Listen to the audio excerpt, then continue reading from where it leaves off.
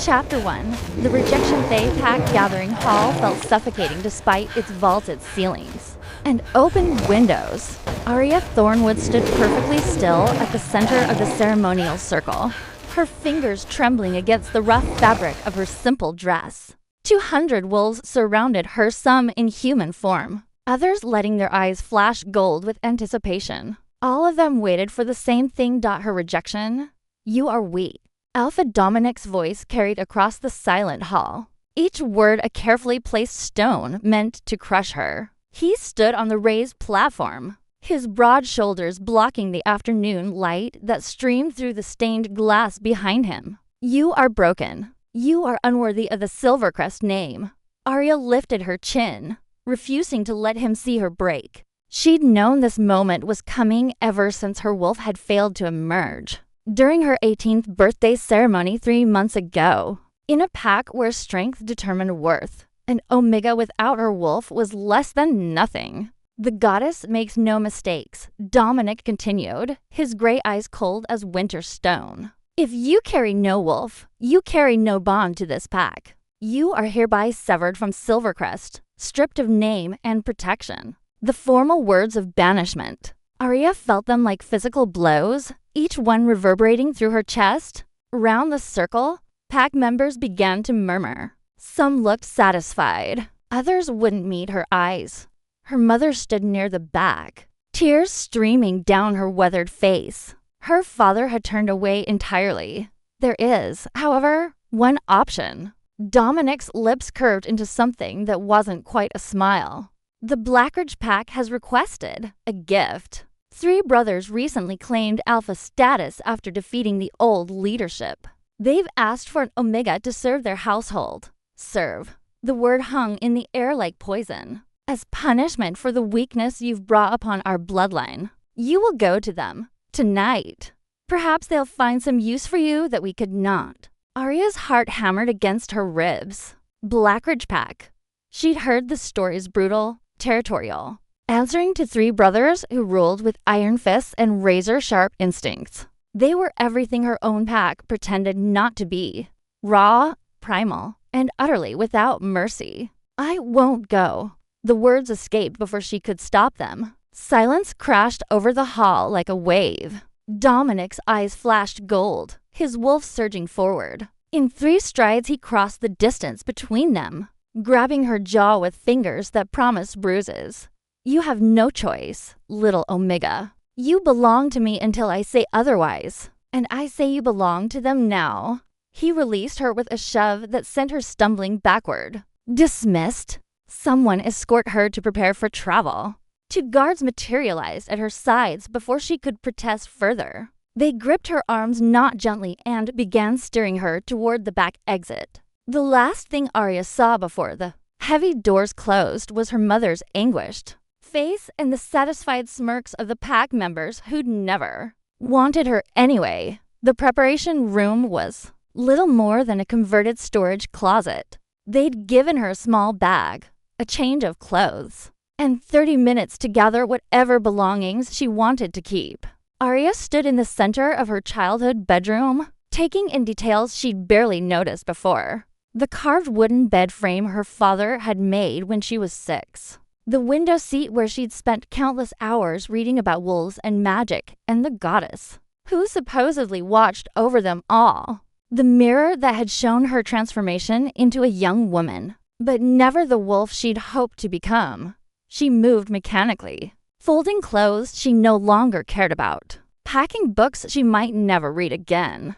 Her hands found the small silver pendant her grandmother had given her before passing. A crescent moon with a tiny wolf howling at its center. "At least you got one of those," Graham had whispered during those final days. "Even if your wolf sleeps, she's still there.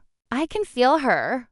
Arya fastened the pendant around her neck, tucking it beneath her shirt where it rested cold against her sternum. If her wolf was sleeping, she'd been unconscious for 21 years. Some gift, a sharp knock interrupted her packing. "Time's up," the guard called through the door. "The Blackridge transport is here." Transport. Like she was cargo, Arya shouldered her bag and opened the door before they could break it down. The guards escorted her through the pack house's winding corridors, past familiar faces that suddenly seemed like strangers. No one spoke. No one said goodbye. Outside, a massive black vehicle idled in a circular driveway, something between an SUV and an armored transport. Its windows were tinted so dark she couldn't see inside. The back door opened as she approached, revealing only shadows. "Get in," the guard ordered, his hand at her lower back ready to push. Arya climbed inside before he could touch her again. The door slammed shut with immediate finality, sealing her into darkness that smelled of leather and something wild pine and earth, and the distinctive musk of powerful wolves. She wasn't alone. Her eyes adjusted slowly. 3 figures occupied the bench seats across from her, all male, all radiating the kind of predatory stillness that made her prey instincts scream. They watched her with eyes that reflected the faint light from the driver's compartment. One pair gold, one silver, one an unsettling blue-green. So, the one with gold eyes spoke first, his voice a low rumble that vibrated through the confined space. "You're the Omega they're throwing away." Arya forced herself to hold his gaze despite every instinct telling her to submit. "I'm Arya, not the Omega." A sound like distant thunder laughter, she realized, came from the one with silver eyes. "She's got teeth. I like that. Doesn't matter what you like, Cade." The third one leaned forward, and Arya caught her first clear glimpse of him. Dark hair, sharp features, eyes that seemed to see straight through her defenses. "She's here as punishment, not as a pack member. We're supposed to make use of her, not coddle her. Is that what you plan to do?" Arya heard herself ask, her voice steadier than she felt. "Make use of me." The vehicle began moving, pulling away from the only home she'd ever known. The brother with the calculating eyes studied her for a long moment, his expression unreadable. "That depends entirely on you, little wolf. I'm Kale. This is Cade." He gestured to Silver Eyes. "And that's Thorn." Gold Eyes inclined his head slightly. "We're the Blackridge Alphas, and you just became our problem." "Lucky me," Arya muttered. "Luck has nothing to do with it." Kale settled back into his seat, but his gaze never left her face. "The goddess doesn't deal in coincidence. She deals in fate." The transport turned onto the highway, leaving Silvercrest territory behind. Arya watched through the tinted windows as familiar landmarks disappeared into the gathering dusk, each mile taking her further from everything she'd known and deeper into a future she couldn't begin to predict. The 3 alphas fell silent, but she felt their attention like physical weight, assessing, measuring, waiting for her to break or bend or show them whatever quality they were looking for. Arya closed her hand around her grandmother's pendant and made herself a promise. Whatever they expected from a rejected Omega, whatever punishment they planned, she wouldn't make it easy. She might not have a wolf, but she still had teeth. Chapter 2. The Blackridge Territory journey took 3 hours, each mile marked by increasingly dense forest and roads that transformed from paved highway to gravel to packed earth. Arya watched civilization fade away through the tinted windows, replaced by towering pines that seemed to swallow the last rays of sunlight. The alphas remained mostly silent, though she caught them exchanging glances, some language between brothers that needed no words. Occasionally, one would tilt his head as if listening to something she couldn't hear, and the others would nod in response. Pack bond communication. She'd seen it her whole life, but never experienced it herself. Another reminder of what she lacked. "You're wondering why we agreed to take you." Cade broke the silence, his silver eyes glinting with something that might have been amusement. He was leaner than his brothers, with longer hair that brushed his shoulders and a restless energy that made him seem perpetually on the verge of movement. "I'm wondering why Dominic wanted me gone badly enough to negotiate with another pack," Arya replied carefully. "Smart girl." Thorn's gold eyes tracked her every micro-expression. He was the largest of the 3, built like he could tear through steel with his bare hands. "Your former alpha needed an alliance. We needed leverage." "Leverage for what?" That's not your concern. Cal's tone left no room for argument. He was clearly the strategic mind among them, the one who planned while his brothers executed. Your concern is learning your place in our pack structure. I don't have a place. I don't have a wolf.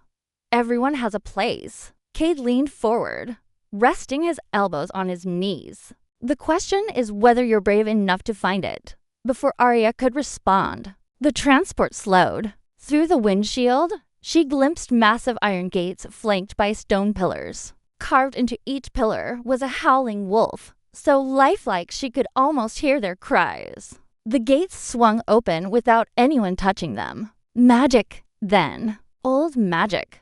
Judging by the way the air itself seemed to thicken as they passed through. "Welcome to Blackridge," Thorn said, his voice carrying an odd note of pride. The pack house emerged from the forest like something out of a dark fairy tale. It wasn't the modern structure Arya had expected, no glass and steel trying to look civilized. This was ancient stone and timber. 3 stories of raw architectural power that seemed to have grown from the earth itself. Ivy climbed the walls.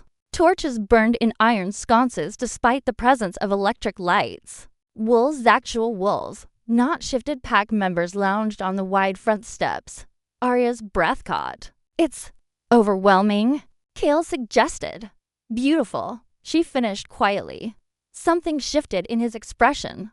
Gone too quickly to read. The transport stopped, and the brothers exited in synchronized movements that spoke of years fighting together, moving together, thinking together. Cade opened her door, extending a hand she didn't take. His lips quirked. Stubborn, too. This will be interesting. Arya climbed out on her own. Her bag clutched against her chest like a shield. The evening air hit her immediately, colder than Silvercrest territory, sharper, carrying scents of pine and wood smoke and something else. Something that made her skin prickle with awareness. Power. Raw, ancient, and everywhere. This way, Cale started toward the entrance, clearly expecting her to follow. The wolves on the steps lifted their heads as she approached, their eyes reflecting torchlight. One massive gray female rose and padded toward her. Arya froze. "Don't run," Thorn murmured from behind her. "She's testing you." The wolf circled Arya slowly, nose twitching as she scented every inch. Then, inexplicably, she sat and pressed her huge head against Arya's leg with a soft whine. "Well," Cade sounded genuinely surprised. "That's new. Luna doesn't like anyone." Arya tentatively touched the wolf's head, running her fingers through coarse fur. Luna leaned into the contact, her tail sweeping the stone steps. Inside, Cale commanded, his tone sharp. Now, the warmth Arya had felt from Luna's acceptance evaporated. She followed the alphas through massive wooden doors into an entrance hall that took her breath away. A grand staircase split into 2 directions. Tapestries depicting wolves and battles and phases of the moon covered the walls. A chandelier made of antlers and iron hung from the vaulted ceiling, its candles burning with flames that flickered green and blue. Pack members moved through the space and paused to watch her with curious or hostile expressions. Unlike Silvercrest's pretense of civilization, these wolves wore their nature openly. Many were barefoot. Some wore minimal clothing. Their eyes tracked her with predatory focus. "Your room is on the 3rd floor, west wing." Cale gestured to the right staircase. "Cade will show you. Dinner is at 8. You're expected to attend. And if I don't?" Cale moved so fast she barely saw it. One moment he stood 5 feet away. The next, he was inches from her face, his presence overwhelming every sense. "You will attend. You will participate in pack functions. You will learn our ways. What you won't do is question direct orders. Am I clear?" Arya's heart hammered, but she held her ground. "Crystal?" His eyes, that strange, piercing blue-green, searched hers for a long moment. Then he stepped back, and she could breathe again. "Good, Cade. Come on, little Omega." Cade's voice carried less edge than his brother's. He started up the stairs, and Arya had no choice but to follow. The climb seemed endless.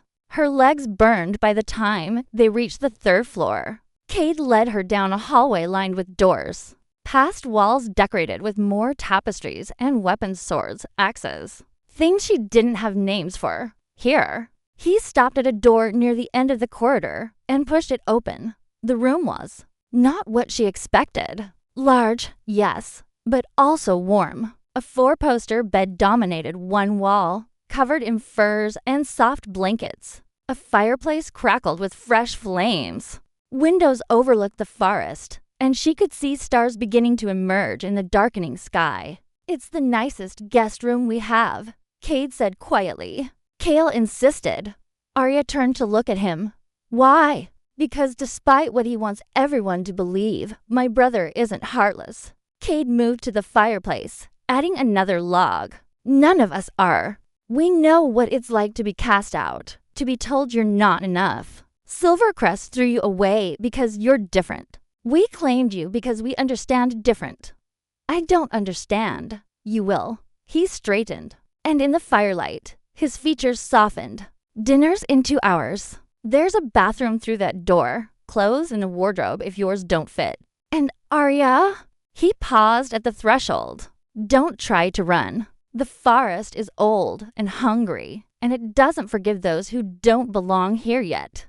Yet, the word hung in the air long after he closed the door. Arya set her bag down and moved to the window. Below, she could see wolves gathering, dozens of them, maybe hundreds, moving between the trees like liquid shadows. This was no ordinary pack. This was something older, something that predated the modern pack's careful hierarchies, and she was trapped in the middle of it.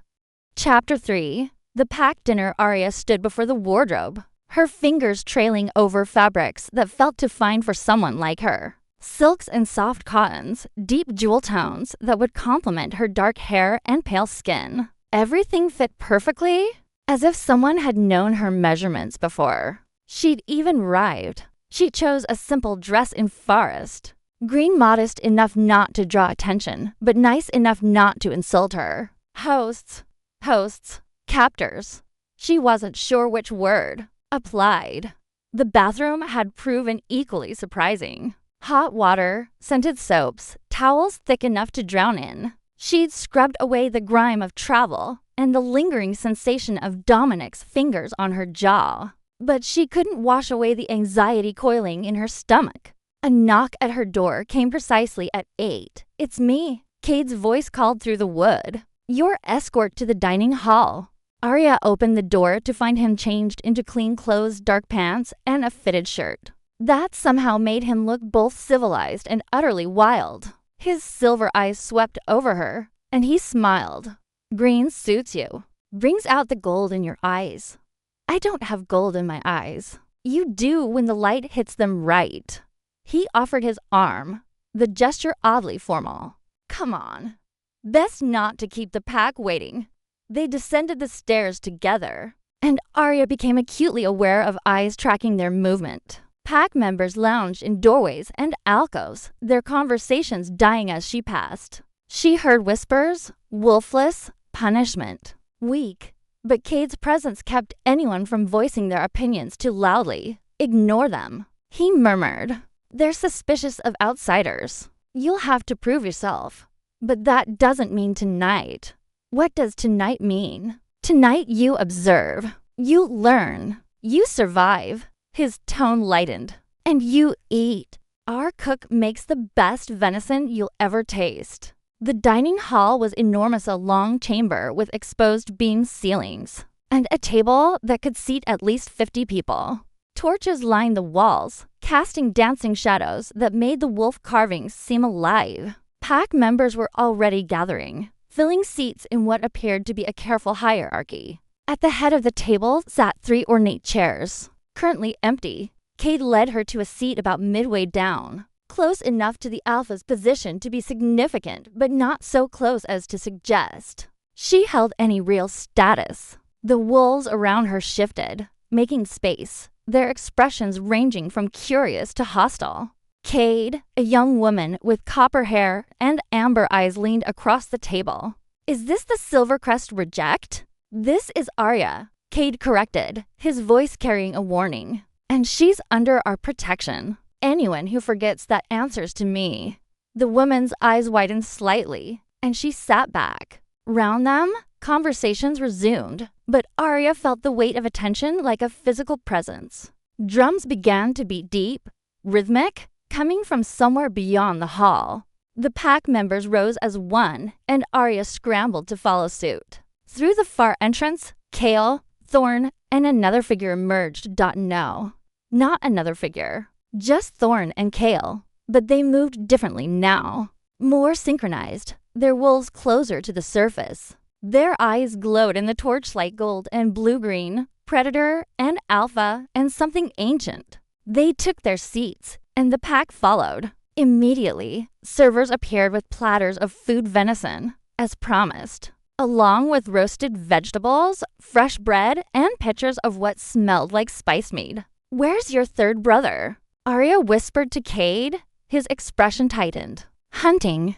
He'll join us later." Before she could ask more, Kel's voice rang out. "Tonight we welcome a new member to Blackridge. Arya of Silvercrest." He paused, his gaze finding hers across the distance, or rather, Arya of no pack, has come to us seeking refuge. That wasn't exactly how it happened, but Arya bit her tongue. She will learn our ways. She will contribute to our strength, and she will be treated with the respect accorded any pack member. His tone made it clear this was a command, not a request. "Any questions?" An older male near the end of the table stood. "Alpha, with respect she carries no wolf. How can she contribute to pack strength?" "That remains to be seen," Kale replied coolly. "But I'll remind you, Marcus, that strength comes in many forms. Some of our greatest strategists were wolves who couldn't shift. Some of our fiercest warriors had disabilities others called weaknesses. We don't discard what we don't immediately understand." Marcus sat down, chastened but not satisfied. Thorn leaned forward, his massive frame somehow both relaxed and coiled for violence. "Anyone else want to question our judgment?" Silence answered him. "Good. Eat." The feast began in earnest. Conversation flowed around Arya, pack members sharing stories and jokes and news from the territory. She picked at her food, which was, indeed, incredible, and tried to absorb everything at once. Cade kept up a steady stream of quiet commentary, pointing out key pack members. "That's Marcus, he's old guard, doesn't trust change. The woman next to him is his daughter, Vera.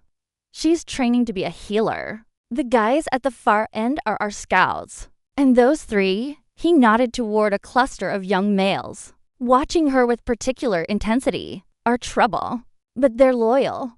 Everyone seems loyal here," Arya observed. "That's because we choose our pack carefully. Unlike Silvercrest, we don't rely on bloodlines and politics. If you're here, it's because you've proven your worth or because we see potential." He took a long drink of mead. "You're the first exception in 5 years. Lucky me. You keep saying that." Cade's silver eyes found hers. "But maybe it's true. Maybe you're luckier than you know." A commotion at the entrance cut off her response. The pack members turned as one, and Arya followed their gazes to see a figure striding through the doorway, the third Alpha. He was covered in blood not his own, judging by the way he moved with easy confidence. His hair was darker than his brother's, nearly black, and his eyes. Arya's breath caught. They weren't gold or silver or blue-green. They were amber shot through with red, like embers burning in dying coals. He stopped at the head of the table, his gaze sweeping over the gathered pack before landing on her with laser focus. So, his voice was rougher than his brother's, textured with something that sounded like barely contained wildness. "This is the wolfless Omega everyone's whispering about. Darius." Kel's tone carried a warning. "You're late." "I was busy." Darius moved to his chair but didn't sit, still staring at Arya with an intensity that made her want to squirm. "Busy ensuring our eastern border stays secure from the Silvercrest scouts that have been sniffing around our territory. Interesting timing, don't you think? We accept one of their cast-offs, and suddenly they're interested in our movements." The hall went utterly silent. Are you suggesting I'm a spy? Arya found her voice despite the fear coating her throat. Darius's lips curved into something too sharp to be called a smile. I'm suggesting we don't know what you are yet, little Omega. But we're going to find out. He sat, effectively ending the conversation, but his eyes never left hers. Unlike his brother's measuring gazes, his look promised danger, and something else. Something that made her grandmother's pendant burn cold against her skin. Chapter 4. The first test sleep refused to come. Arya lay in the unfamiliar bed, watching moonlight paint silver patterns across the ceiling while her mind replayed every detail of the dinner. The way Darius had looked at her not with the careful assessment of his brothers, but with something rawer, more visceral. Like he could see past her skin to whatever truth lay beneath round to in the morning. She gave up. The room felt too warm despite the cool night air drifting through the cracked window. She pulled on the soft robe she'd found hanging in the bathroom and padded barefoot to the window seat. The forest below was alive with movement. Wolves ran between the trees, their fur catching moonlight. She heard howls in the distance, not mournful, but joyful, celebratory. This was what a real pack looked like when they weren't pretending to be civilized. A knock made her jump. It's Cade, came the quiet voice. I saw your light. Can I come in? Arya crossed to the door and opened it a crack. Cade stood in the hallway wearing loose sleep pants and nothing else. His lean torso marked with scars that told stories of battles survived. In his hands, he carried a steaming mug. Thought you might need this. First nights are always the hardest. He offered the mug. It's my grandmother's recipe chamomile, honey, and a few herbs that help quiet racing thoughts. Despite her wariness, Arya accepted the cup. The warmth felt good against her palms. Can't you just order me to sleep? Aren't alphas supposed to be able to command their pack? That only works on pack members with active wolves. Cade leaned against the doorframe, making no move to enter uninvited. And even then, it's considered pretty rude unless there's an emergency. We're not tyrants, Arya. We're just protective. Is that what Darius was being? Protective. Cade's expression shifted. My brother has reasons for his suspicions. They're not about you specifically. Then what are they about? That's his story to tell. He was quiet for a moment, then asked, Can I ask you something? You don't have to answer. Arya sipped the tea. It was delicious, already soothing the knot in her chest. Ask, what was it like? Growing up in a pack but never shifting? Never feeling the bond? The question hit deeper than she expected. Most wolves avoided asking directly, as if her condition might be contagious. Lonely, she admitted, like watching everyone else speak a language you'll never understand. I could see the pack bonds forming siblings, mates, friends connected in ways I'd never experienced. My parents tried to include me, but there's only so much you can do when your daughter is fundamentally broken. You're not broken. Tell that to Dominic. Tell that to everyone who looked at me tonight like I was contaminated. Cade pushed off the doorframe, and before Arya could retreat, he gently touched her arm. The contact sent an unexpected warmth through her, not romantic, but something deeper, comforting. I was 10 when my wolf emerged, he said quietly. Most pups shift around 12 or 13, but mine came early and violent. I couldn't control it. For 2 years, I shifted at random during meals, during lessons, in the middle of the night. I hurt people. My own mother was terrified of me. Arya stared at him. What changed? Cale and Darius. They never treated me like I was dangerous, even when I was. They taught me control, but more than that, they taught me that being different didn't mean being less. His silver eyes caught the moonlight. That's what we're trying to build here, a pack where different doesn't equal disposable. Darius doesn't seem to agree with that philosophy. Darius has his demons. Give him time. Cade squeezed her arm once, then released her. Try to sleep. Tomorrow you'll meet with Cale to discuss your role here. He's intense, but he's fair. Just be honest with him. After he left, Arya finished the tea and returned to bed. The herbs did their work. Her thoughts gradually quieted, and sleep finally claimed her. She woke to sunlight streaming through the windows and the sound of activity below. The clock on the nightstand read 8:30. Panic spiked through her. Had she overslept? Missed some obligation? A note had been slipped under her door. Meet me in the library at 9. Second floor, East Wing. Carrie dressed quickly in practical clothes, fitted pants, and a soft sweater, and braided her hair back. The pendant her grandmother had given her caught the light as she fastened it round her neck. She tucked it under her sweater, the cool metal settling against her heart. Finding the library proved easier than expected. The pack house had a logic to its layout once you understood it. Public spaces on the first floor, private quarters on the third, and everything in between on the second. The library took her breath away. Floor-to-ceiling shelves crammed with books, comfortable chairs positioned near windows, and the smell of old paper and leather. Cale sat at a large desk near the fireplace, reviewing documents with the focused intensity of a predator stalking prey. Sit, he said without looking up. Arya took the chair across from him, folding her hands in her lap to keep them from fidgeting. Up close, she could see the scars on his hands, fighter's scars, earned through countless battles. His dark hair was pushed back from his face, revealing sharp cheekbones and a jaw that looked carved from granite. He set down his pen and finally met her eyes. Tell me what skills you have.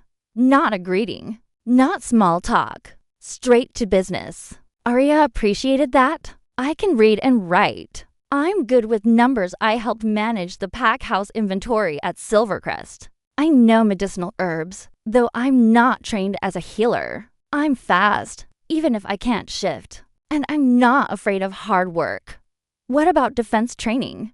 Basic. Enough to know I'd lose against any wolf in a real fight. That needs to change. Cale leaned back in his chair, studying her. You'll train with Thorn every morning. He'll teach you how to fight smart instead of strong. You'll also work with our healer, Maven, to expand your herbal knowledge. And you'll assist me here. He gestured to the documents, with pack administration. Can you handle that schedule? It was more than she'd expected. Real responsibilities, not just menial tasks. Yes, good. But understand this, Arya, I'm giving you opportunities, not charity. If you prove yourself valuable, you'll earn your place here. If you don't, he left the sentence unfinished. I understand, do you? Cale stood, moving around the desk until he towered over her. Because I need to know if you're committed to being here, or if part of you is still hoping Silvercrest will take you back. The question struck a nerve she hadn't known was exposed. They won't. They made that clear. That's not what I asked. Arya met his gaze, forcing herself not to look away from those penetrating blue-green eyes. I don't want them back. They threw me away like I was nothing. But I don't know if I want to be here either. I don't know you. I don't know what you want from me besides labor and loyalty. Something flickered in his expression, surprise, maybe, or respect. Honesty. That's what I want, and it's what I'll give you in return. He moved to the window, his back to her. We claimed you for 2 reasons. 1, to secure an alliance with Silvercrest while they're weak from internal conflicts. 2, because fate has a way of sending us what we need when we need it. I don't understand. You will. He turned back to her. Training starts tomorrow at dawn. For now, Maven wants to meet you. Her cottage is at the edge of the eastern clearing. Cade will show you the way. It was a dismissal. Arya stood, but hesitated at the door. Alpha Cale, thank you. For the room. For the opportunities. I won't waste them. His expression softened almost imperceptibly. I know you won't. Chapter 5. The healer's truth. Cade found her in the hallway, looking slightly lost. He grinned, that easy warmth that seemed to be his default setting lighting his features. Let me guess, Cale sent you to Maven without giving you actual directions? He said Eastern Clearing. Of course he did. Cade gestured for her to follow. Cale assumes everyone has the same mental map of the territory that he does. Come on, I'll take you. Fair warning though, Maven is unique. They exited through a side door Arya hadn't noticed before, stepping into a garden that shouldn't have been possible this late in autumn. Flowers bloomed in impossible colors, deep purples, luminous whites. Reds so dark they were nearly black. The air hummed with energy that made Arya's skin tingle. "Maven's a witch," Kate explained, catching her expression. "Not just a wolf with magic, an actual witch who happens to also be a wolf. She's been with Blackridge for 70 years, though she doesn't look a day over 40. Time moves differently round her. A witch." Arya had heard stories, but she'd never met one. "I thought they were rare." "They are. Maven chose us decades ago," said the goddess told her we'd need her gifts. He led her down a winding stone path through the garden. "She's the one who helped me gain control of my wolf. She's the one who keeps Dryas from—" He stopped abruptly. "Well, she's important to us. To all of us." The cottage appeared gradually, as if the forest had been hiding it until they were close enough to be trusted with its location. Stone walls covered in climbing roses. A thatched roof that somehow looked both ancient and well-maintained. Windows that glowed with warm golden light. Smoke curled from the chimney, carrying the scent of herbs and something sweeter. Before they reached the door, it swung open. A woman stood in the doorway, ageless in the way Cade had described, with silver-threaded black hair braided down her back and eyes that shifted color, depending on the light.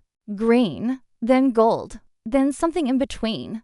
"There you are," Maven said, her voice melodic. "I've been expecting you since before you arrived. Come in, child." "Cade, you can wait outside." "But outside." Maven's tone left no room for argument, even from an alpha. Cade shot Arya an apologetic look and retreated to lean against a nearby tree. Inside, the cottage was larger than it appeared from the outside, another impossible thing Arya was learning to accept. Shelves lined every wall, filled with jars of dried herbs, crystals, bones, and things she couldn't identify. A fire crackled in the hearth despite the day's warmth. A table in the center held a steaming teapot and two cups, as if Maven had known exactly when they'd arrive. "Sit." Maven moved with fluid grace, pouring tea into both cups. "Drink. This one's special. It'll help me see what you're hiding." "I'm not hiding anything." "Everyone's hiding something, dear. The question is whether they know what it is." Maven settled into the chair across from her, those color-shifting eyes studying Arya with uncomfortable intensity. "Your grandmother was a seer, wasn't she?" Arya nearly dropped her cup. "How did you?" "The pendant. I can feel her magic on it, even from here." "She tried to tell you something before she died, didn't she?" "Something about your wolf." The memory surfaced on Biddengram's papery hand clutching hers. Her eyes clouded with pain, but still fierce with certainty. "She's sleeping, little one. Waiting. There's a reason the goddess keeps her locked away." "She said my wolf was sleeping." Arya whispered. "That there was a reason." Maven nodded slowly, sipping her tea. "Drink, child. Let me see."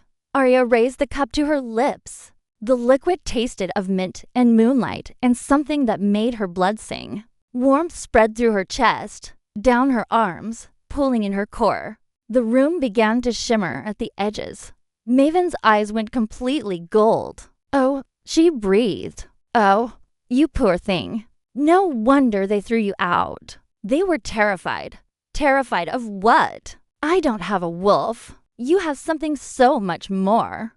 Maven reached across the table, pressing her palm to Arya's forehead. Images flooded Arya's mind, not memories, but possibilities. A white wolf larger than any she'd ever seen, with eyes that burned like stars. 3 shadows moving in perfect synchronization. A moon turning red, and her own face, transformed by power that made her previous pack's alphas look like children playing at dominance. Arya jerked back, gasping. What was that? Your future. Several possible versions of it. Anyway, Maven withdrew her hand, looking tired suddenly. Your wolf isn't sleeping, Arya.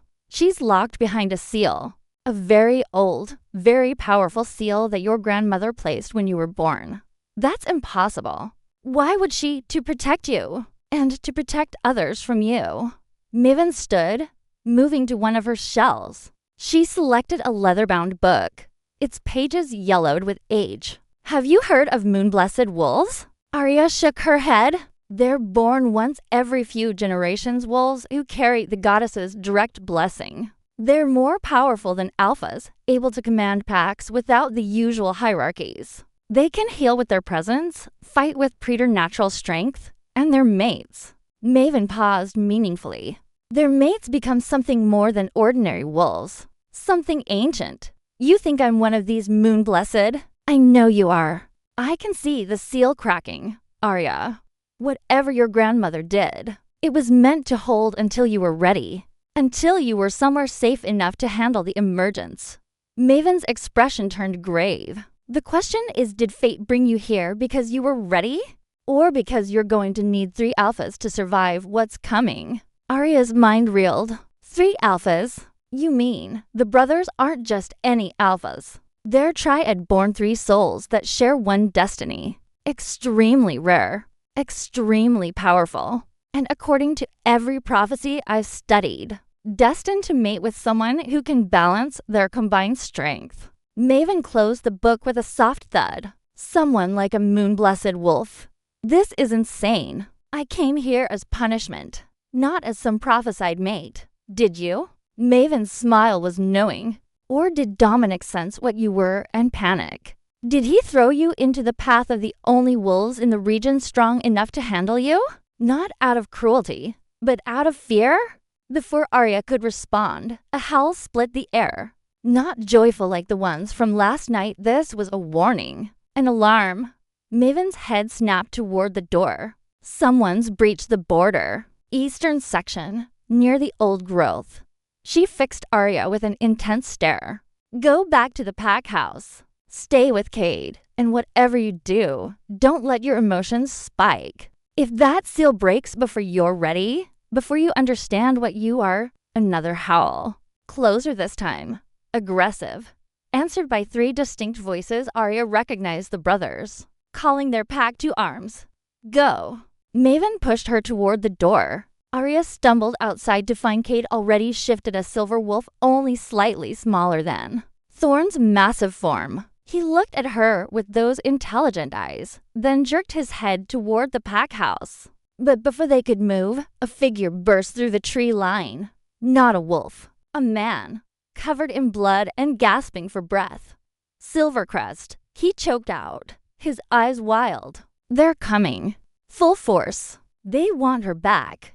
His gaze locked on Arya, and she saw it clearly. He was from her old pack, one of Dominic's personal guards. They know what she is, he gasped, and they're willing to go to war to reclaim her. Asterisk. Asterisk Chapter 6. Blood and boundary as the man collapsed before anyone could catch him. Maven was at his side instantly, her hands glowing with soft green light as she assessed his injuries. Deep claw marks across his chest. Bites on his shoulders. He'd fought his way through multiple wolves to get here. Cade shifted back to human form, unconcerned with his nakedness as most wolves were. Who are you? Why should we believe you? Garrett. The man coughed, blood flecking his lips. I was Dominic's third. I helped train Arya when she was young. I didn't agree with what he did to her. Arya's breath caught. She remembered Garrett, one of the few pack members who'd treated her with kindness. Even after her wolf failed to emerge, he taught her basic combat, always patient when others had mocked her weakness. Garrett. She dropped to her knees beside him. What happened? His eyes more brown than gold. Diluted wolf blood that had kept him from ever rising higher in Silvercrest's rigid. Hierarchy found hers with desperate intensity. Dominic found records. Your grandmother's journals. She documented everything about the seal, about what you are. He realized too late that he'd given away the one thing that could have elevated Silvercrest above all other packs. So he wants me back as a prize. Arya said bitterly. No. Garrett grabbed her wrist with surprising strength. He wants you back to kill you. Before the seal breaks.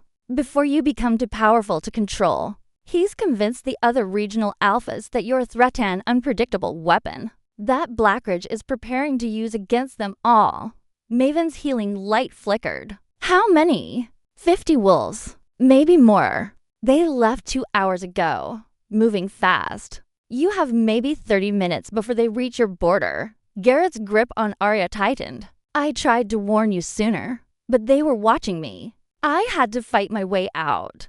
The howls grew louder. Cale, Thorn, and Darius rallying their pack. Within moments, wolves began streaming from the forest, converging on Maven's cottage. They shifted to human form as they approached, their bodies ranging from battle-scarred to young and untested.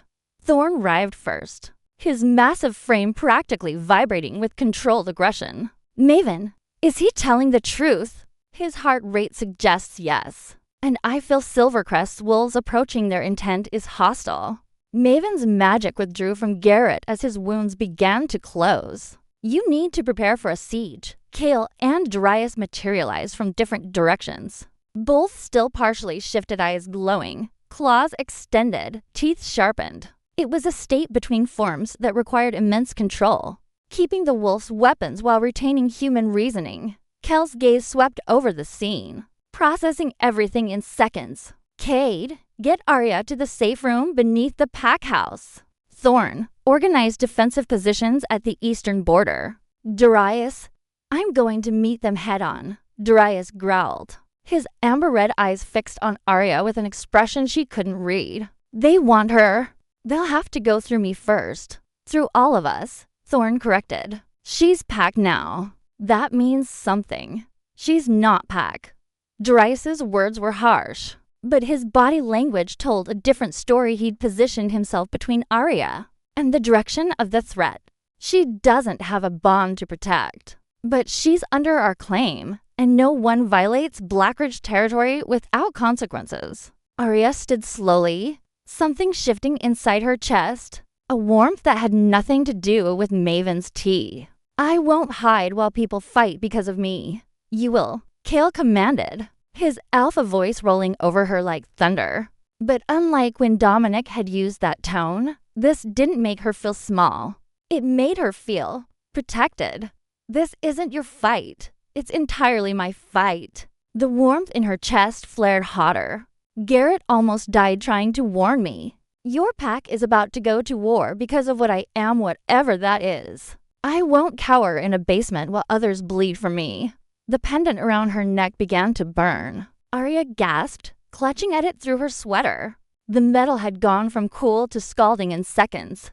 Maven's eyes widened. The seal. Her emotions are triggering it. Everyone stepped back, but it was too late. The pendant exploded with white light, and Arya screamed as power ripped through her body. It felt like lightning in her veins, like fire in her bones. Like every cell was being rewritten according to some ancient blueprint. Images flashed behind her eyes, her grandmother's face. Younger, performing a ritual over a crying infant. Forgive me, little one, but the world isn't ready for you yet. Sleep now. Sleep until you find those who can protect what you'll become. The light expanded outward in a wave that knocked everyone back several feet. When it faded, Arya stood at the center of a circle of scorched earth. The pendant in her hand now nothing but melted silver, and inside her chest, for the first time in her life, something stirred. Something vast and powerful and utterly wild. Hello.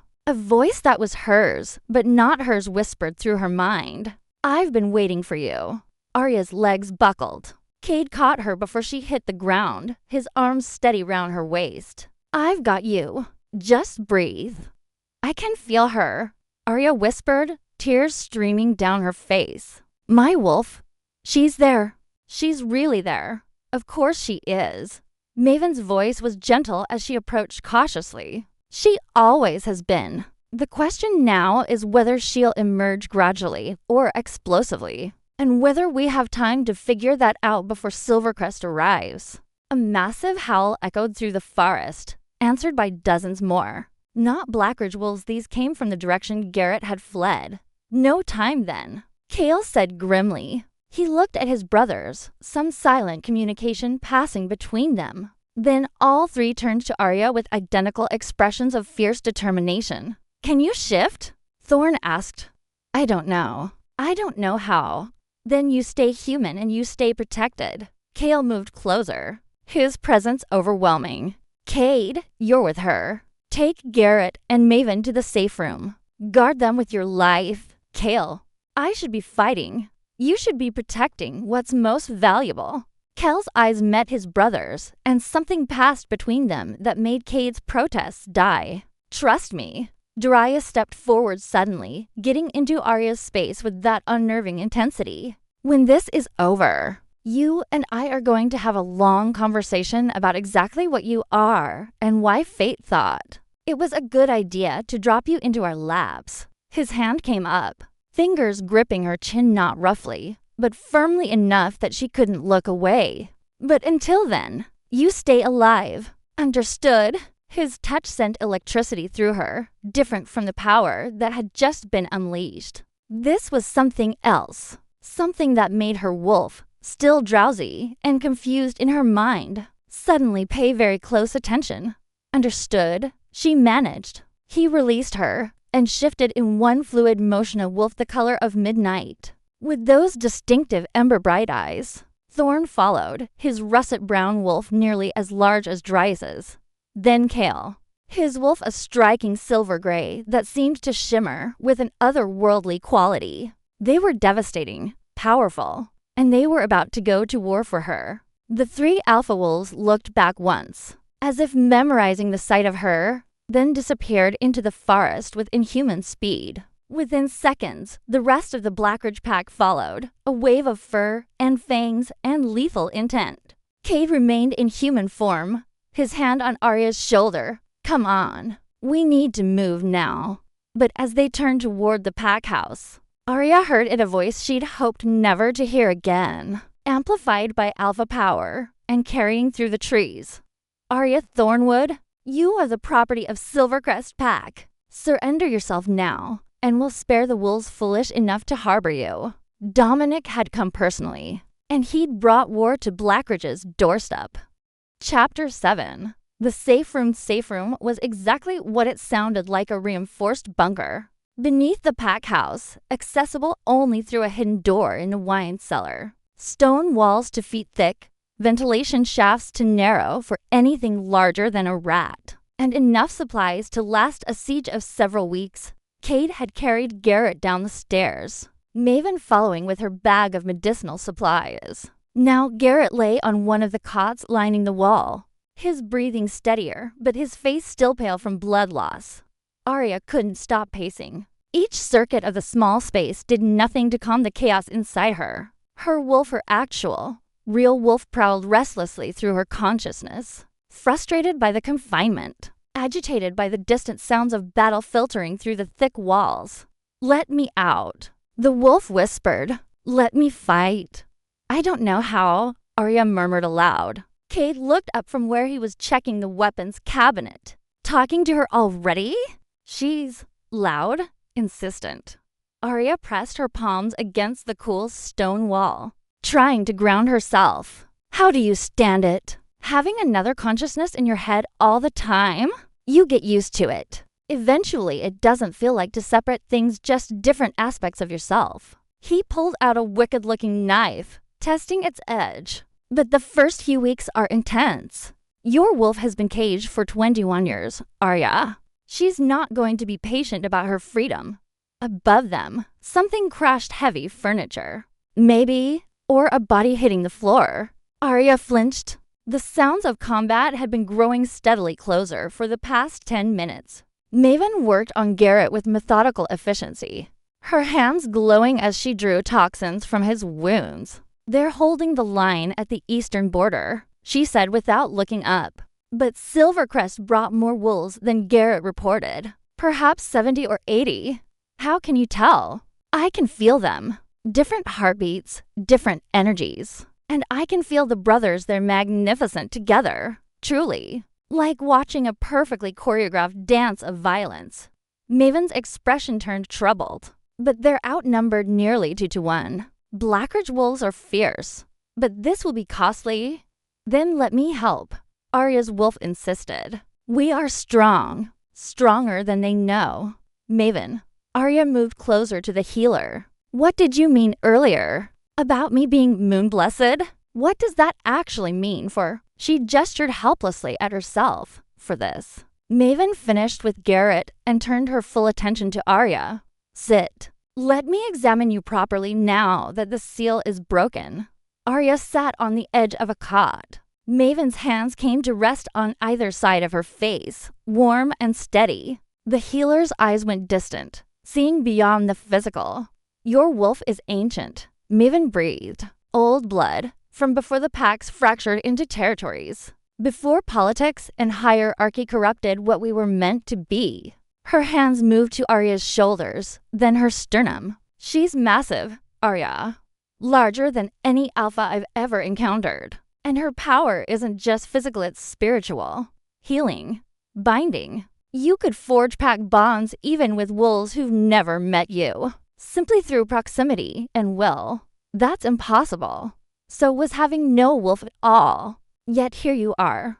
Maven's smile was gentle. The moon blessed appear when wolves have lost their way. When packs become too fractured, too violent, too disconnected from the goddess's original purpose. They're meant to remind us what we could be. A thunderous impact shook the entire structure.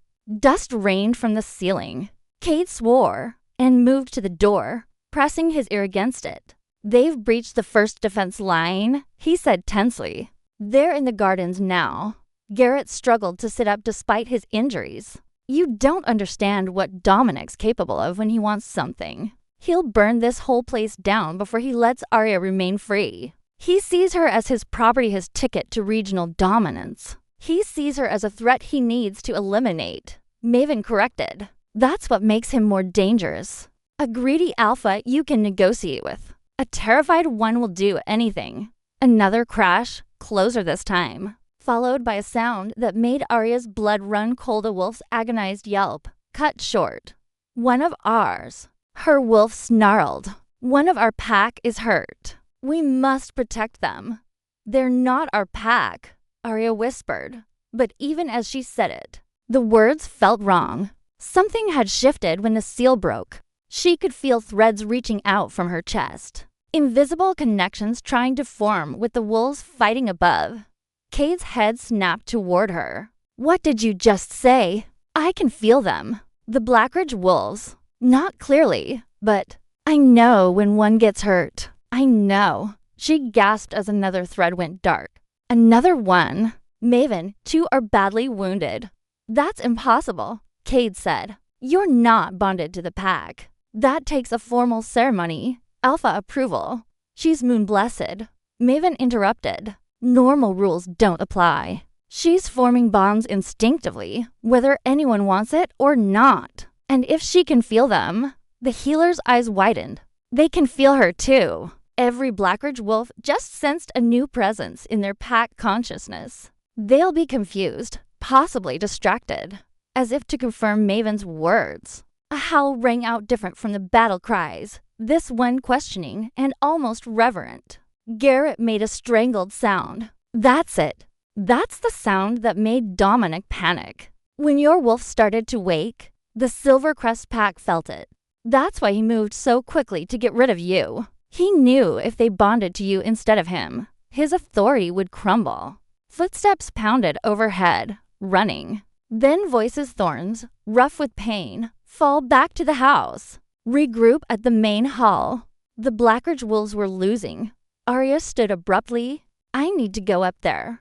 Absolutely not. Cade moved to block her path. Kale gave me direct orders. Kale doesn't understand what I am any more than I do. Arya felt power building in her chest, warm and insistent. But I can feel them dying, Cade. I can feel your pack bleeding out while my wolf screams at me to help them. And you're telling me to hide? I'm telling you that if Dominic gets his hands on you, this was all for nothing. And if I let your brothers die for me, what does that make me? Arya's voice broke. What kind of person accepts that sacrifice without even trying? Maven stood, her expression grave. She has a point. And there's something else you should know, Cade. The brothers, when they came back from that hunt last month, the one where they found the Moon Temple ruins? Cade's expression shifted. What about it? They performed a ritual, an old one, asking the goddess to send them what they needed to secure Blackridge's future. 3 days later, Silvercrest contacted them about Arya. Maven's gaze moved between them. This isn't coincidence. The goddess answered their prayer. She sent them exactly what they needed, a Moonblessed who could unite their pack, strengthen their bonds, and give them the power to stand against any threat. You're saying she's their mate? Cade's voice was strange. All three of them. I'm saying fate doesn't make mistakes. And right now, fate wants her up there. Another impact, strong enough to crack the stone. The door shuddered in its frame. Please, Arya's wolf begged. Please let us help them. Arya looked at Cade, seeing the war on his face duty to his alpha brothers versus instinct that told him Maven was right. I won't shift. I don't know how yet anyway. But maybe just my presence could help. If I'm forming bonds, if they can feel me, if you go up there and die, Kale will kill me, Cade said flatly. If I stay down here and you all die, I'll have to live with that forever. The math was simple, really. Horrible, but simple. Cade closed his eyes, his jaw working. Then he grabbed the knife from the weapons cabinet and pressed it into her hand. Stay behind me. Don't engage any enemy wolves directly. And if I tell you to run, you run. Understood? Arya nodded, her fingers closing around the knife's handle. Garrett called out weakly. For what it's worth, she was always braver than Dominic gave her credit for. Show him what he threw away. Maven touched Arya's arm as she passed. Your wolf will know what to do when the moment comes. Trust her. Cade opened the door to chaos smoke, blood, and the sounds of a pack fighting for survival. They climbed toward the war. Chapter 8. The Awakening's main hall had become a battlefield. Furniture lay shattered, tapestries torn from walls, and blood so much blood painted the ancient stones in streaks of crimson. Blackridge wolves fought in desperate clusters, trying to hold defensive positions against the tide of Silvercrest attackers, pouring through the breached entrance. Arya froze at the threshold, her mind struggling to process the violence. She'd never seen actual combat before Silvercrest had kept her sheltered from such things. Considering her too weak to witness pack warfare, Cade pulled her behind a partially collapsed column just as a Silvercrest wolf lunged past. Locked in combat with a smaller Blackridge female, they rolled across the floor in a tangle of snapping jaws and raking claws. Stay here, Cade commanded, then shifted and threw himself into the fray. But Arya couldn't look away, couldn't hide, because there, at the center of the chaos, the three brothers fought like the forces of nature Maven had described. Thorn was pure brutality, his massive russet wolf breaking through enemy lines with devastating power, each movement calculated to cause maximum damage. Kale fought with surgical precision, his silver-gray wolf dancing between opponents, finding weak points and exploiting them mercilessly. And Darius was beautiful and terrible. His midnight wolf moved like smoke and shadow, appearing behind enemies before they knew he was there, his ember eyes leaving trails of light in the dim hall. Together, the three moved in perfect synchronization, covering each other's blind spots, flowing around obstacles like water dot, but even their combined strength wasn't enough. For every Silvercrest wolf they brought down, two more pressed forward. And then Arya saw him, Dominic, still in human form because he didn't need to shift to command. He stood at the broken entrance, his gray eyes scanning the battle with cold calculation until they found her. His smile was a predator's promise. There you are. He shifted in an explosion of power wolf the color of stone, nearly as large as Thorn, with eyes that held nothing but malice. He began moving toward her with purpose, and every Silvercrest wolf seemed to feel his intent. They redoubled their efforts, creating a path for their alpha dot now. Arya's wolf said with absolute certainty, "Let me out now, or we both die. I don't know how. Stop thinking. Start feeling. Dominic was 20 feet away. 15. The brothers noticed she felt their alarm spike through those strange, half-formed bonds, but they were pinned down by multiple attackers. Unable to break free. Feel the moon, even though it's daylight. Feel the goddess in your blood. Feel me. 10 feet. Dominic's lips pulled back from fangs designed to tear through flesh and bone. Arya closed her eyes and reached inward, past her fear, past her panic, to where her wolf waited. It wasn't like flipping a switch, it was like opening a door she'd never known existed. And on the other side was power that stole her breath. The transformation hit her like lightning. Pain beyond anything she'd imagined, bones breaking and reforming, muscles tearing and rebuilding, skin splitting to allow fur to emerge. She screamed, but the sound morphed mid-cry into a howl that shattered every window in the hall. When Arya opened her eyes, the world had changed. Colors were different, blues and yellows instead of reds. Scents exploded across her awareness, telling stories she'd never known existed. And her body, she looked down at paws that were easily twice the size of any wolf's in the room. White fur so bright it seemed to glow, marked with silver patterns that looked like phases of the moon running down her legs. And across her shoulders, the fighting had stopped. Every wolf, Blackridge and Silvercrest alike, stared at her in stunned silence. Dominic recovered first. He snarled and lunged. Arya's wolf moved on pure instinct. She sidestepped his attack with speed that shouldn't have been possible for something her size, then slammed into him with her shoulder. The impact sent Dominic flying backward into 3 of his own wolves.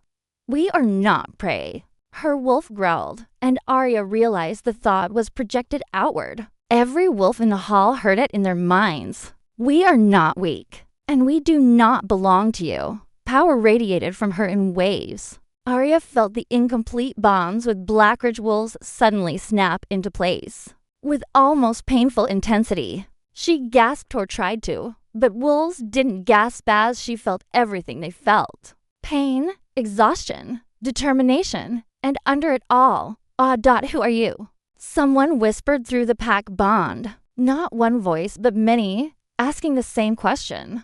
"I don't know," Arya answered honestly. "But I'm yours. If you'll have me." The response was immediate and overwhelming: acceptance, loyalty, protection flooding back through the bonds until she nearly staggered under the weight of it. The Blackridge wolves moved as one, reforming their defensive lines, their exhaustion suddenly tempered by new strength flowing from her presence. Kale shifted to human form, his eyes locked on her massive white wolf with an expression of wonder and something deeper. "Moon blessed," he breathed. "Maven was right. You're actually..." Dominic attacked again, but this time he wasn't alone. Half the Silvercrest wolves surged forward, either following their alpha's command or driven by the same fear. That had made Dominic want her dead.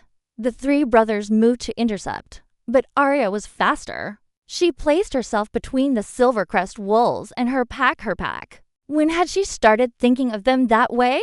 And released the power that had been building in her chest since the transformation. It wasn't violence. It was something else entirely. White light exploded from her body, washing over every wolf in the hall. Silvercrest wolves yelped and scrambled backward, their aggression suddenly dampened by an overwhelming sense of peace. Even Dominic staggered, his wolf form flickering as he struggled against the compulsion to submit. "Enough," Arya projected to everyone. "This ends now. You don't command me," Dominic snarled, forcing himself back to human form through sheer will. Blood dripped from wounds on his chest and arms. "You're an abomination, a freak of nature that needs to be put down before you destroy the natural order." "The natural order?" Kale stepped forward, his naked human form somehow more intimidating than his wolf. "You mean your order. Your hierarchy built on fear and submission. That's what you're really protecting." Thorn and Darius shifted as well, flanking their brother. 3 alphas presenting a united front, with Arya's massive wolf form behind them like a living embodiment of divine judgment. "She's Blackridge now," Thorn said simply. "Under our protection, bonded to our pack. You have no claim. I have every claim. She was born Silvercrest. She was born to serve a higher purpose. Maven's voice rang out. The healer appeared in the doorway, somehow untouched by the battle, her presence commanding attention, and you were too blind to see it. The goddess sent you a gift, and you threw it away out of fear. That's not Arya's failure. It's yours. Dominic's face contorted with rage. This isn't over. Regional law states that any wolf with power exceeding alpha status must be registered and monitored. I'll report her to the council. They'll come for her themselves. Let them come, Darius growled. We'll be ready. Will you? Dominic's lips curved into a cruel smile. All of you, bonded to an unstable, untrained weapon? When she loses control and she could kill you all without meaning to. Moon-blessed wolves aren't blessed. They're cursed. There's a reason the goddess only sends them once every few generations. Most don't survive their first year after awakening. The words hit Arya like physical blows. Her wolf whimpered, uncertainty flooding through their shared consciousness. Is he right? She asked her wolf. Am I dangerous to them? We could be, her wolf admitted, but only if we face this alone. With them, she felt the bonds humming with the brothers' strength. Their certainty, we can be what we're meant to be. Cade had shifted back to human form and now moved to stand with his brothers. For alphas in a line, protecting her. You need to leave Dominic now, before this becomes a slaughter for a long moment. Dominic stared at Arya's white wolf, his expression unreadable. Then he shifted back to wolf form and turned toward the exit. His pack followed, the Silvercrest wolves withdrawing with backward glances that held fear, awe, and in some cases, longing. When the last Silvercrest wolf disappeared into the forest, the tension broke. Blackridge wolves collapsed where they stood, exhaustion finally claiming them. Healers rushed forward to tend the wounded, and Arya, still in her massive white wolf form, felt her legs buckle as the adrenaline faded. The world tilted sideways. Strong arms caught her before she hit the ground. She'd shifted back to human without realizing it, naked and shaking. Kale held her against his chest, his warmth surrounding her. I've got you, he murmured against her hair. You're safe. You did it. I didn't know what I was doing, she whispered, tears streaming down her face. I could have hurt someone. Dominic was right. Dominic is a coward and a liar. Thorn knelt beside them, his massive hand gentle on her shoulder. You saved us today. Darius approached more slowly, his ember eyes still wary but no longer hostile. You bonded to the entire pack in your first shift. That shouldn't be possible. He paused. But it's the most incredible thing I've ever felt. Through the bonds clear and strong now, Arya felt their emotions. Kel's protective determination, Thorn's fierce admiration, Darius's complicated mixture of suspicion, fascination, and something that felt dangerously like desire. Chapter 9. The bond's Pricethi carried her to Kel's private chambers, the largest suite in the pack house, with a fireplace that crackled with warmth and windows that overlooked the forest. Where Silvercrest had retreated, someone had draped a soft robe around her shoulders, but Arya couldn't stop shaking. The first shift always took a toll. Maven had explained as she checked Arya's vitals with glowing hands. But a Moonblessed's first shift was different. It didn't just transform the body. It awakened power that had been dormant for 21 years. Power that now flooded through Arya's system like lightning trying to find ground. She needs to rest, Maven told the brothers, who hadn't left the room since Thorn had laid Arya on Kel's massive bed. Her body is adapting to changes that would kill a normal wolf. The bonds she formed with all of you, with the entire pack, that kind of connection takes energy. Significant energy. How long? Kale asked, his voice tight with concern. Hours.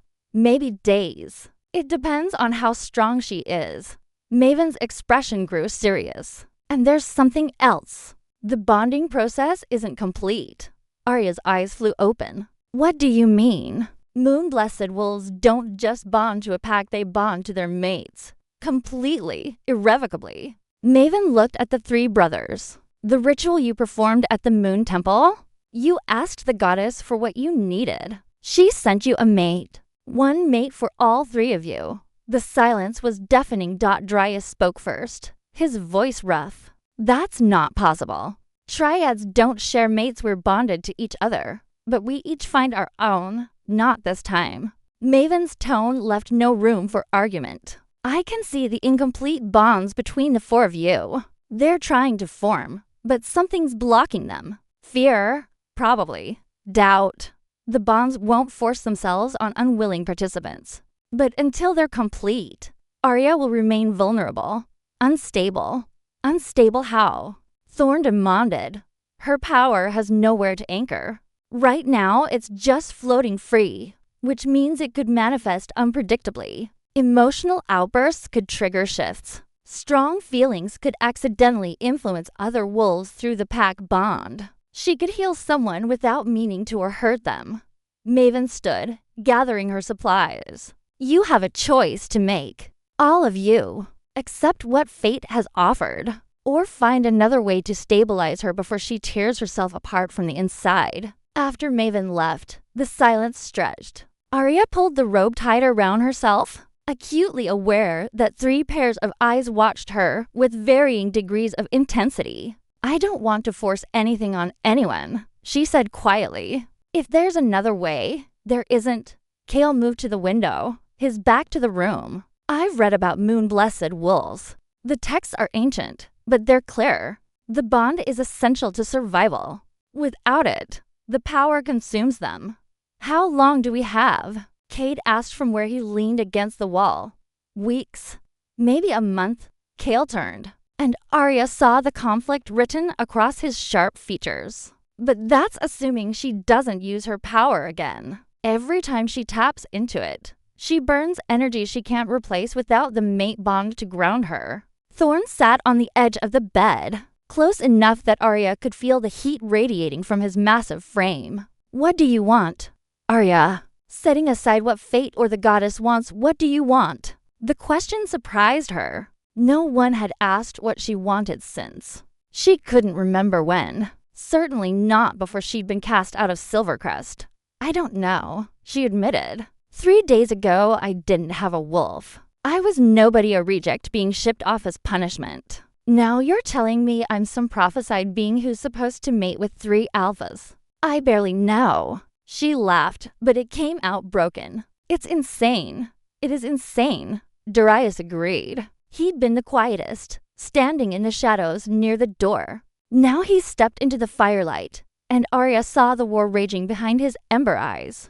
But it's also real. I can feel the incomplete bond like a hook in my chest, pulling toward you, and I hate it. Darius Kill warned. No, she deserves honesty. Darius moved closer, his intensity pinning Arya in place. I don't trust easily. I don't let people in. The idea of being bound to someone I barely know, someone who could potentially control me through that bond, it terrifies me. I would never. You say that now. But what happens when your power grows? When you realize you could command any wolf in this territory, including 3 alphas who are supposed to be equals? His jaw clenched. My father bonded to a powerful female. She used that bond to manipulate him, to drain him until there was nothing left but a shell. I watched it happen. I swore I'd never let anyone have that kind of power over me. The pain in his voice made Arya's chest ache. Through their partial bond, she felt echoes of old trauma, young wolf watching his father deteriorate, helpless to stop it. I'm not your father's mate, she said softly, and I don't want to control anyone. I just want to understand what's happening to me. Then understand this. Thorn's deep voice drew her attention. We're not afraid of you, Arya. We're afraid of failing you. The texts Kale mentioned, they also say that most Moonblessed don't survive because their mates couldn't handle the power, couldn't provide the strength needed to anchor it. What if we're not enough? The vulnerability in his admission shattered something in Arya's defenses. These weren't just alphas posturing, they were men facing a fate. That scared them as much as it scared her. What if I'm not enough? She whispered. What if Dominic was right, and I'm just a weapon waiting to explode? Cale crossed the room in 3 strides and knelt beside the bed, bringing himself to eye level with her. Then we figure it out together. That's what pack means. That's what mates mean, facing the impossible together instead of alone. You don't know me, Arya protested weakly. Then let us. His blue-green eyes held hers with uncomfortable intensity. You've been inside our heads through the bonds. You've felt what we feel. We're not perfect, far from it. But we're honest. We're loyal. And we don't abandon our own through the bonds. Arya felt the truth of his words. Felt Thorne's steady strength, solid as mountains. Felt Cade's warmth and adaptability, like water flowing around obstacles. Felt Darius's fierce protectiveness buried under layers of fear and old hurt Dot, and beneath it all, she felt something growing fragile and new, but undeniably real. The beginnings of what could become love if they were brave enough to let it. I need time, she said finally, to process everything, to learn how to be a wolf before I tried to figure out how to be a mate. How much time? Darius asked. I don't know. Days, weeks. She looked at each of them. But I need you to understand I won't complete a bond out of obligation or fear. When it happens, if it happens, it has to be real. A choice, not a necessity. Maven's words echoed in her mind. You have weeks, maybe a month. But Arya pushed the deadline away. She'd spent her whole life being told what she was and wasn't, what she could and couldn't do. This decision, this choice would be hers. Cale nodded slowly. Then we have time. We'll teach you to control your wolf, to understand your power. And he glanced at his brothers, we'll try to earn your trust, properly. No pressure though, Cade added with a slight smile. Just your life and our pack's future hanging in the balance. Despite everything, Arya found herself smiling back. No pressure at all. Thorne stood, and the other brothers followed his lead, giving her space, respecting her boundaries even as she felt their reluctance through the bonds. Rest, Thorne said. Tomorrow we start training. If you're going to be Moon Blessed, you're going to be the strongest damn Moon Blessed in history. They filed out one by one. Darius lingered in the doorway, his expression unreadable. For what it's worth, he said quietly, I hope you prove me wrong. About everything. Then he was gone, and Arya was alone with her thoughts and the gentle hum of pack bonds, connecting her to hundreds of wolves who now looked to her as something between a savior and a mystery. She curled into Kel's pillows, breathing in the scent of pine and something distinctly him. Through the windows, she could see the moon rising, not full, but bright enough to paint the farthest silver dot. What have we gotten ourselves into? She asked her wolf Dot something terrifying. Her wolf replied, something wonderful. Something that will either save us or destroy us. That's not comforting, Dot. It wasn't meant to be. But this is what the goddess gave us. We can fear it, or we can embrace it. Outside, 3 wolves howled in harmony, a triad sound that made every wolf in the territory stop and listen, claiming, protecting, promising. Arya closed her eyes and let the sound wash over her, carrying her into dreams of silver forests and bonds that glowed like starlight. Tomorrow would bring new challenges, but tonight, for the first time in her life, she wasn't alone.